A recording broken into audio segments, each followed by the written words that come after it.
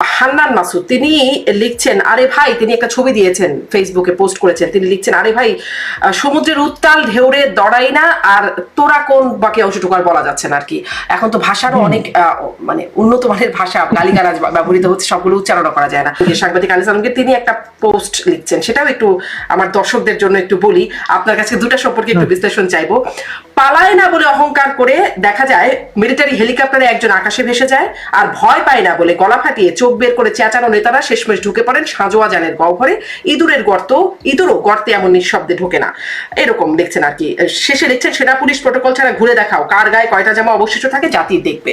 মানে হান্নান মাসুদ এবং এই জিনিসটা কিন্তু এই বিষয়টা কিন্তু আমি বলি আপনাকে, আমি দু একটা এই একদম মানে একটা ঘটনা নিয়ে মন্তব্য করতে চাই না, আমি সামগ্রিক ভাবে বলি। আমরা কিন্তু এটা মানে আওয়ামী লীগ আমলে দেখেছি, যে বিএনপির নেতারা বলতেন যে পুলিশের প্রহরা ছাড়া রাস্তায় আসেন, দেখি কেমন পারেন।